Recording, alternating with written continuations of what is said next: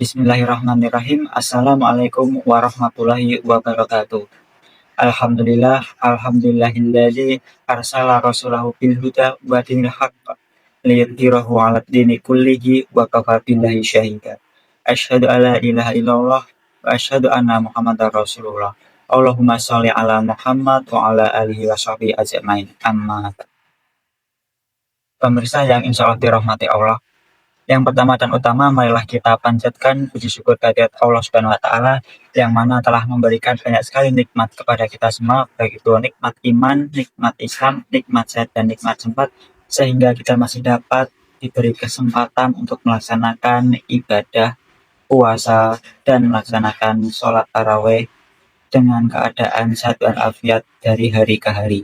Kemudian yang kedua, sholawat dan salam tidak henti-hentinya marilah kita aturkan kepada uswah hasanah kita, suri tauladan kita, Nabiullah Nabi Muhammad Shallallahu Alaihi Wasallam beserta keluarga dan para sahabatnya, para tabiin, tabiut, dan kita semuanya. Di mana beliau sudah membawa risalah agama Islam, agama yang lurus, agama yang toleran, dan agama yang memberikan kemudahan dikala kita mendapatkan uzur-uzur syar'i.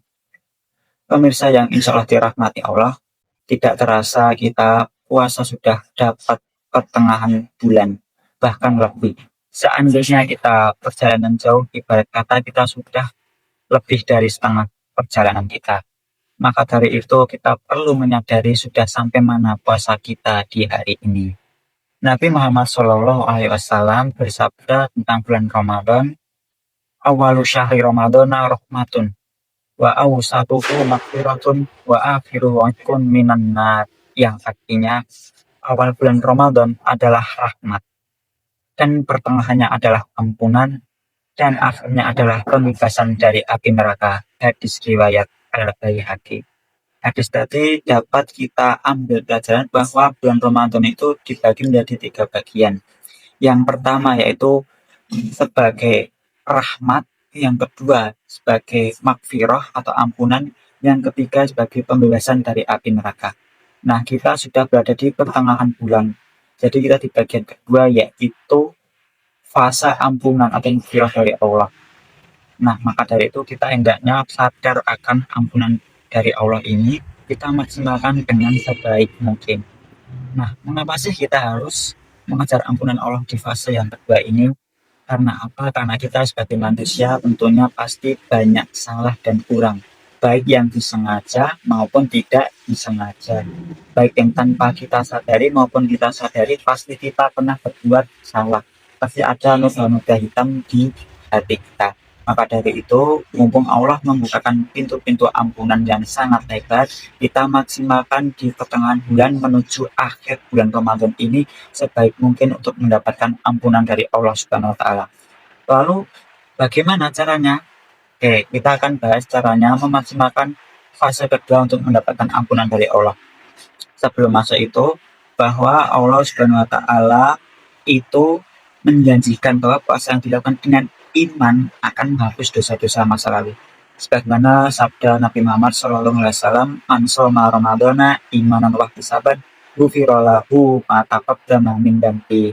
Barang siapa yang puasa di bulan Ramadan karena iman dan mengharap pahala, maka diampuni dosa-dosa yang telah lalu. Hadis riwayat Bukhari dan Muslim. Nah, lalu bagaimana sih cara memaksimalkan mendapatkan ampunan di pertengahan bulan menuju akhir ini? Yang pertama itu memperbanyak istighfar, astagfirullahaladzim, tidak hanya dengan lisan tapi juga hati kita. Nabi Muhammad SAW yang maksum, terjaga dari dosa, kemudian sudah dijamin masuk surga, beliau setiap hari juga beristighfar 70 kali sampai 100 kali. Kita yang sebagai orang biasa yang pasti ada salah, dosa, dan kekhilafan, sehendaknya kita lebih banyak lagi mengucapkan istighfar.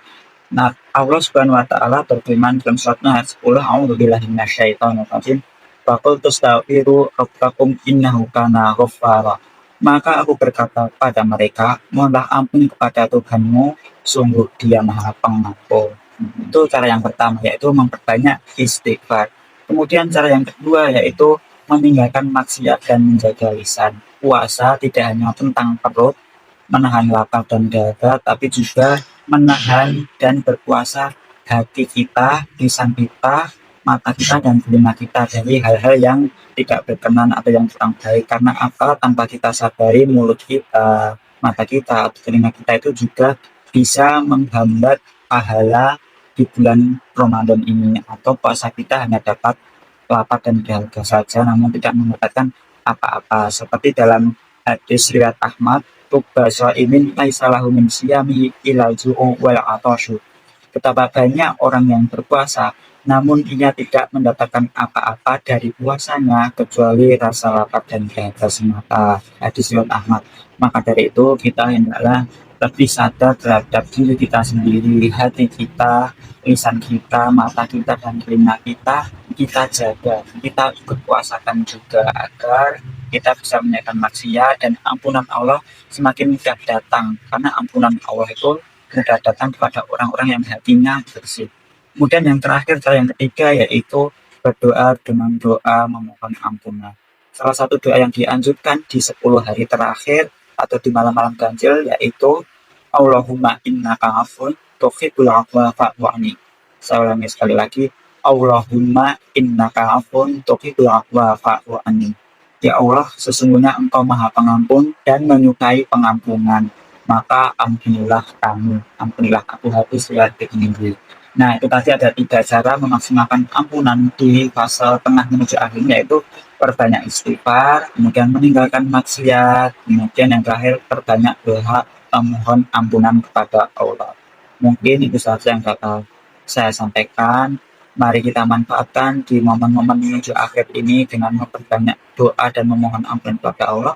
Semoga kita termasuk hambanya yang dibersihkan hati kita, diampuni dosa-dosa kita, dan semoga kita keluar dari bulan Ramadan ini berpredikat sebagai hamba yang takwa kepada Allah.